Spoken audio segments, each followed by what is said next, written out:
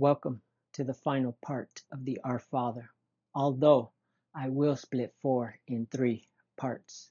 I ran into so much information in the last few hours of one man's life that I have to articulate precisely, inspire, or permeate with a feeling or quality unto you. So this will be recorded as the preface to Book 4. No amount of words can do justice for this man. The Passion of the Christ gave 2 hours to one moment of this time, and it did it not justice. Nothing can give this man justice for what he went through, save you pick up your own cross and follow him. Understand, this is no easy task. It is right there near impossible. Imagine facing your greatest fears. Carry that cross. Embrace this cross to your death. Or you know what? Don't do it. Just don't do it. I'm going to be the first one to tell you, do not do this. It is a setup. And Jesus Christ is the mastermind behind it all. Don't do it. I'm going to give you a few good reasons why you should not follow him. I don't know which one makes more sense, to follow him or not to follow him. Ultimately, the choice is yours to be made alone. As someone once said, experience is a light that only illuminates oneself. Do you want to be happy? Do you like having friends? Do you enjoy family? Do you like and enjoy the feeling of belonging and being accepted? Then don't do it. You're going to be made fun of. You will be called names. You will be rejected. So just log off and pretend that you never stumbled across this video because it's been a setup since day one. What are you crying for? It is your birthday. You only get one. I don't know what you're crying for. You wanted to be here. Over there kicking. Want to see what all that humming's about. Now you crying. You don't even know. Want to go back. Ever since that day, you've been trying to find your way back in the womb. It's much too real. You didn't even know right. You've been looking for perfection. You cannot describe it. Perfect is a quality. It is a feeling that completely envelops your whole body.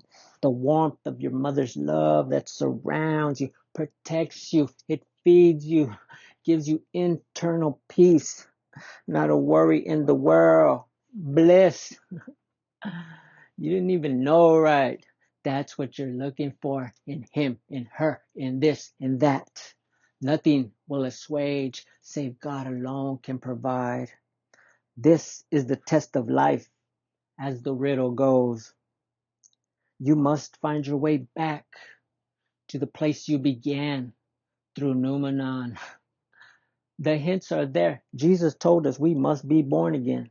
The only question to it recorded came from a man named Nicodemus. Can we enter the second time into the mother's womb and be born? This is your final hint. I'm going to tell you how to do it. You don't have to be walking down some deserted lane, hoping the Holy Spirit will miraculously descend upon you. You have to want it. I'm going to express to you just how you can accomplish this in your own space on any given Sunday. It is of importance that you pay heed to this. Time is running out. This is what the hell priceless is. Do not wait to cross over that door line before you realize you're willing to do anything for the love of God. In our lifetime, there are some doorways. Once we pass through them, it is impossible to go back. This is one of them. Google it. People who have crossed over to the other side and come back, whether through a vision or death, they come back transformed with a mission. They go to extremes to speak this truth. This occurs with any and all truth. Just think back to a time when you found out about Santa Claus. Santa. Never again. Look at flat earthers today. We cannot stop talking. It is biblical. This one is on such a grand scale. Free willingly, you will carry your cross. Adoringly, lovingly, you will cherish the cross. You know that list of reasons I gave earlier why not to follow him?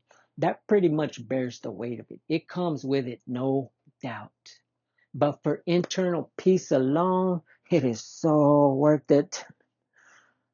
This man's life evolved around his cross. From the day he was born, it was on his mind mentally. Then, at some point, it became spiritual. Very much possible the day he was baptized in the Jordan River. The spiritual and the mental became one. Then, the spiritual enmeshed with the physical cross on that Good Friday to bring life to all, to give us our daily bread. Our daily bread will refer to the Christ himself.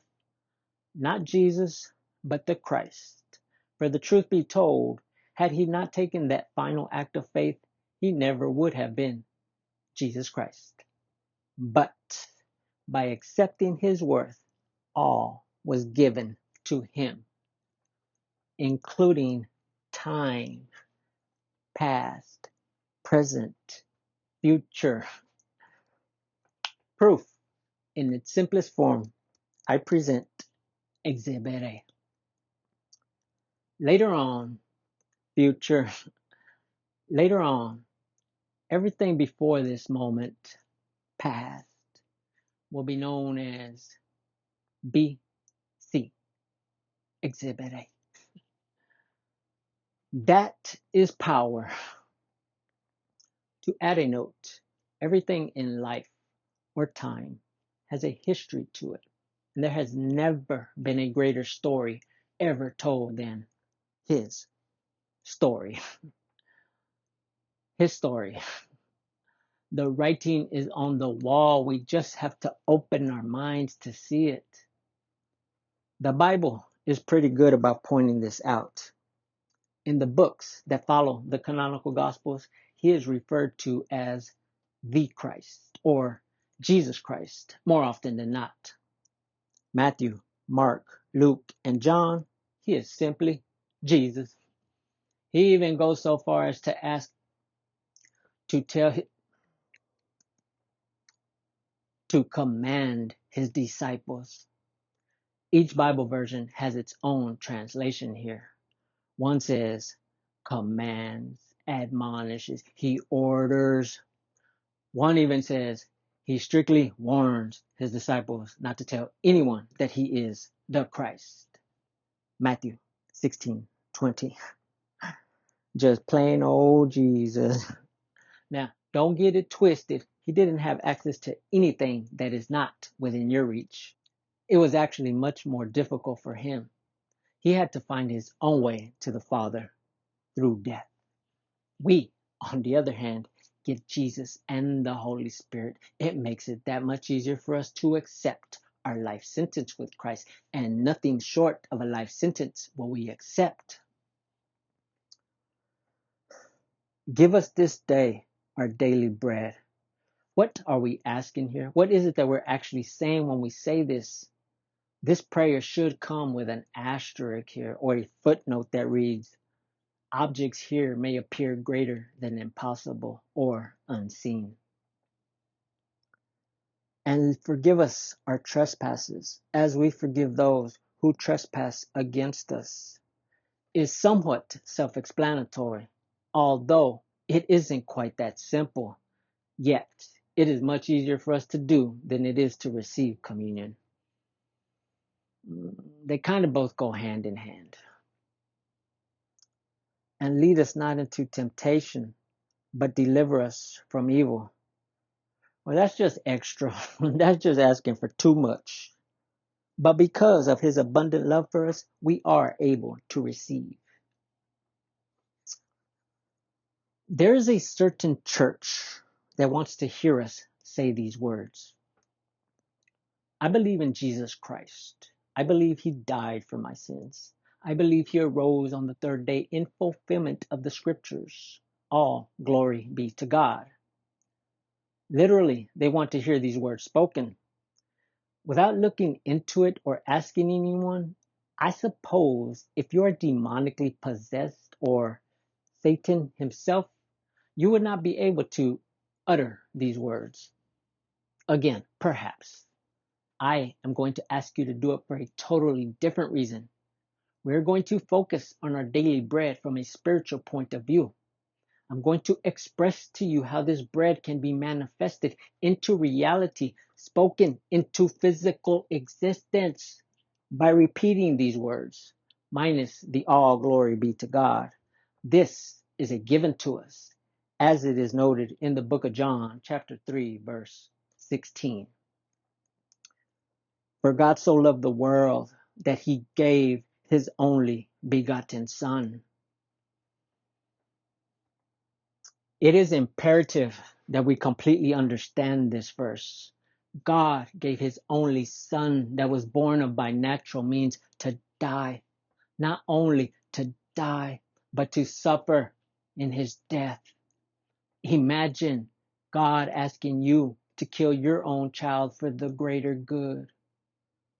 Could you do it? Yeah, you could.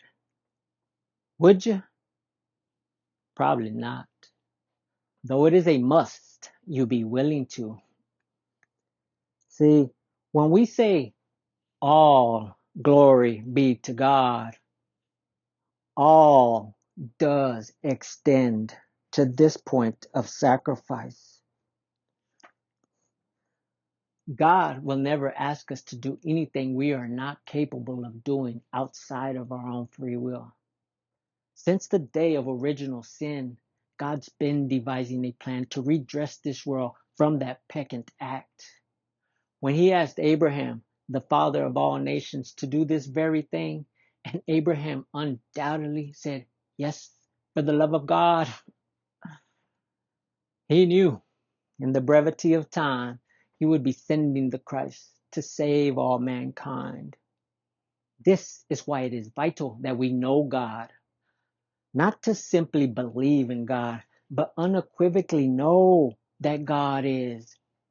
How can you believe in one man without knowing there's a force of such great nature behind him, so that whoever does believe in him will not perish, but have an everlasting life? And in doing so, essentially, you are asking everyone around you to believe in you as well. Godspeed and good luck.